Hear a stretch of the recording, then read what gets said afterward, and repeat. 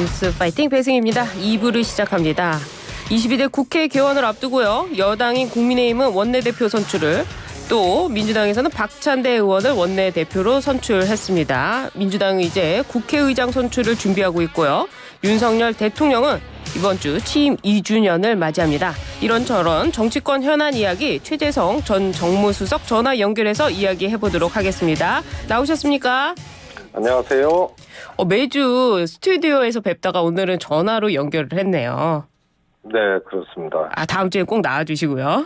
네네. 알겠습니다. 윤석열 대통령이 이르면 7일 민정수석을 신설하는 대통령실 조직 개편을 단행할 전망인데요.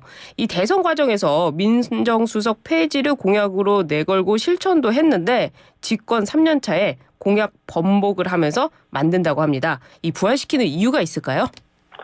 우선 윤석열 대통령이 민정수석실 폐지하겠다라고 네.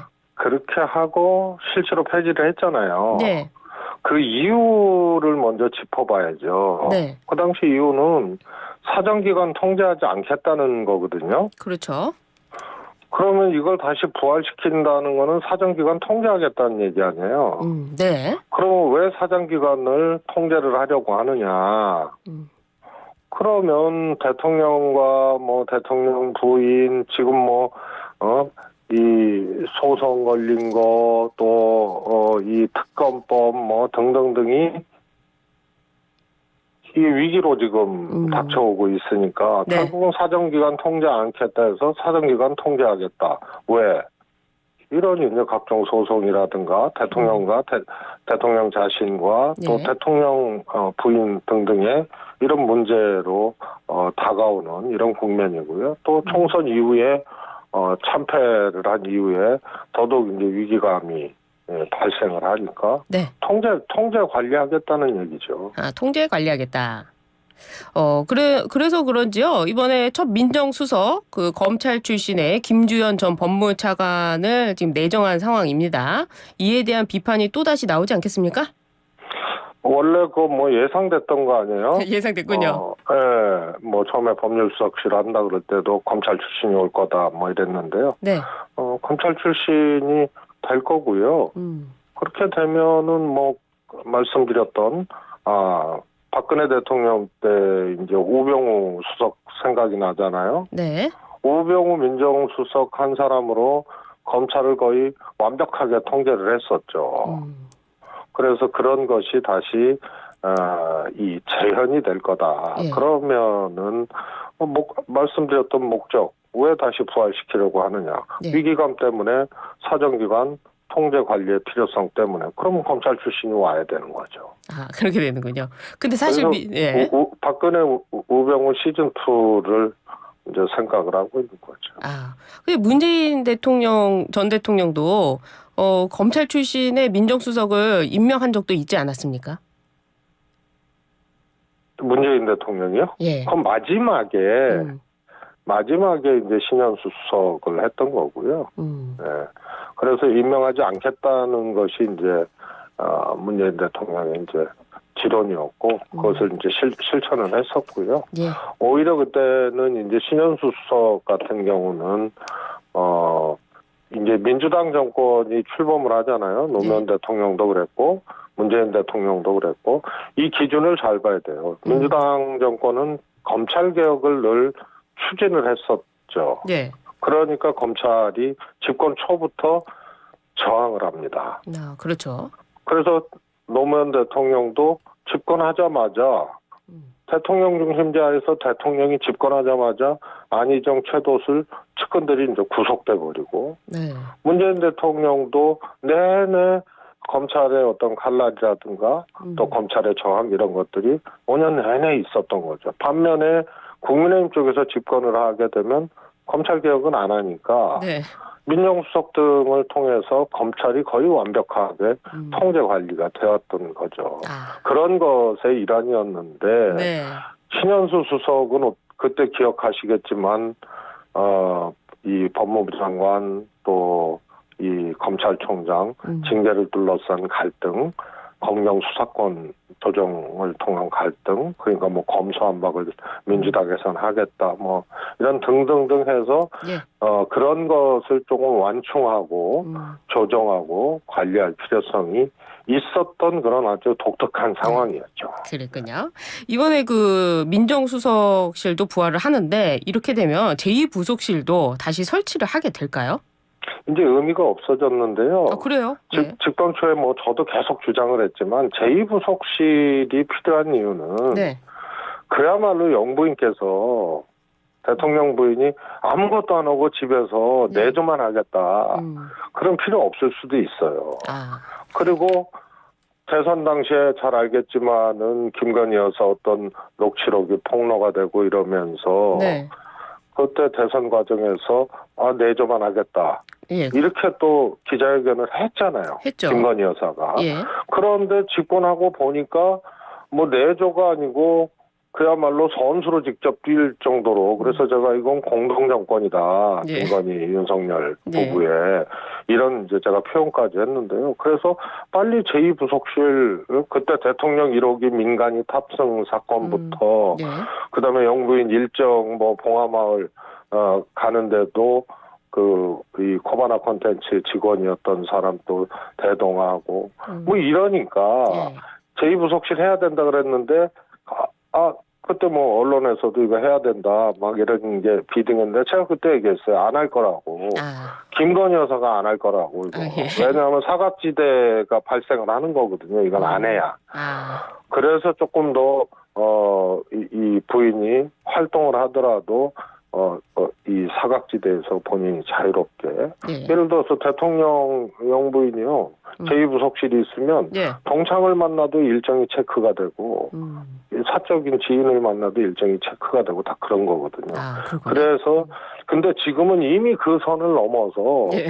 거의 뭐 공동정권 수준으로 네. 움직이고 있기 때문에 이거는 대통령 부인이 그야말로 이 활동을 하고 또 실제로 이 영향을 미치고 네. 뭐 인사든 뭐든 이런 이상은 제2부속실 수준 가지고는 이거는 뭐 부활하든 안 하든 큰 의미가 없는 거예요. 네.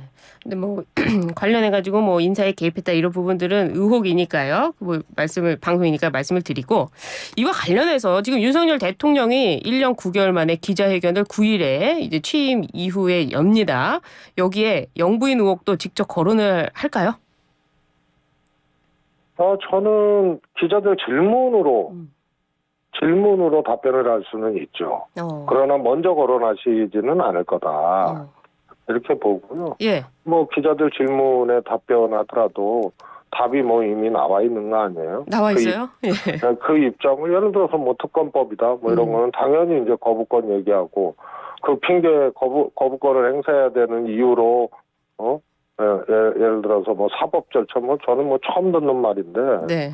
뭐 특검을 임명한다고 사법 절차에 뭐가 중대한 하자가 발생하고 훼손되는지 모르겠어요. 예. 그래서 하여튼 그런 거를 핑계로 이제 답이 뻔하기 때문에 제가 보기에는 이제 질문은 있을 수 있으나 네.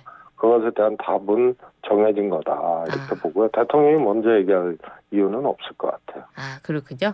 또 기자회견 듣고 나중에 또 이야기 해보도록 하고요. 이번에 민주당 이야기로 좀 넘어가 보도록 하겠습니다. 나경원 당선자가요. 여의도에서는 국민의힘이 야당이고 이재명 대표가 대통령이다. 이런 발언을 했습니다. 이재명 여의도 대통령 어떤 의미로 봐야 될까요?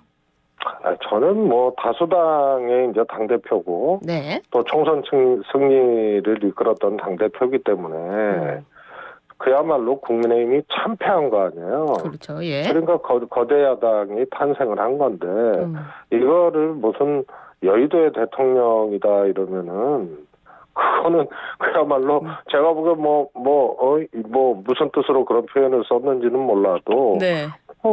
상권 분립이 엄연하고 대통령제하고 또 입법부의 이제 국회 한 구성인 다수 정당의 대표인데 그렇게까지 얘기하는 거는 네.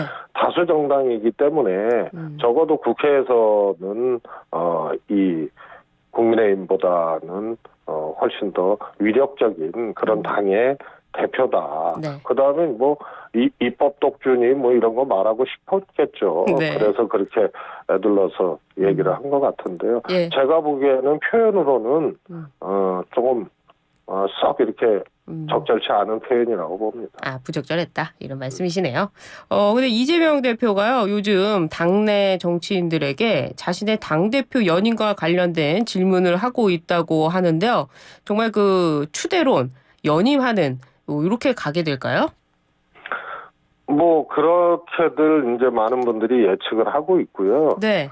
연임에 대해서 묻는다는 거는 네. 어떠냐고 의견을 묻고 타진을 한다는 거는 연임 의사가 있다는 얘기겠죠. 네, 그렇겠죠. 연임 의사가 없고 네. 자기 기준과 생각이 확실히 정리돼서 안 하겠다고 하면 그렇죠. 물을 필요가 없는 거죠. 그러네요. 그래서 연임을 하기 위한 일종의 연착륙 과정을 네. 그렇게 의원들이나 이렇게 만나서 의견을 묻는 형태로 하는 게 아닌가 싶고요. 예. 생각이 있으니까 묻는다. 생각이 있으니까 묻는다. 생각이 없으면 묻지 않는다. 뭐 그런 거 아니에요? 그렇죠. 생각이 있어야 말이 나오겠죠. 예. 그렇게 되면 그러면 지금 언론에서도 그렇지만은 이재명 1급 체제로 가는 거 아니냐. 국회의장도 그렇고 원내대표도 그렇고 전부 이재명 대표와 같이 하는 거 아니냐. 이렇게 비판도 있습니다. 어떻습니까? 제가 그래서 좀 우려를 한 거예요. 예. 그러니까 당대표 할 만한 분이 없냐. 뭐 이런 없다. 뭐 이런 얘기가 있을 수도 있는데요. 네. 뭐 그렇지 않잖아요. 송영길 대표도 했잖아요. 아, 송영길 대표도 했죠. 예. 그리고 더 거슬러 올라가면 뭐 김한길 대표도 했었고요. 그랬죠.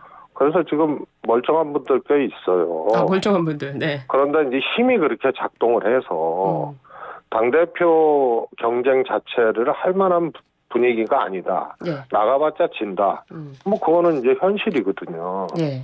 이럴 때는 오히려 총선 승리하고 민주당에서 가장 강력한 대권 후보인 이재명 대표께서 오히려 당을 위해서 또 뭐 스스로를 위해서도 저는 그렇다고 보는데요. 네. 조금 더 민주당답게 환경을 조금 만들어줄 필요가 있지 않느냐. 그 원내대표 선거도요. 예. 저 같은 박찬대 의원이 단독 사실상 이제 찬반으로 이 결정이 된 거 아니에요? 그렇습니다. 그런데 찐명 중에 찐명이란 말이에요. 예. 이재명 대표 최측근이란 말이에요. 예. 그러면 제가 이재명 대표라면 원내대표를 찐명 중에 찐명 또 누가 봐도 네. 나하고 가깝고 가장 지근거리에 있는 그렇죠. 박 의원이 직접 하는 것보다 예. 당을 위해서 또 국민들 또 눈이 있고 하니 네.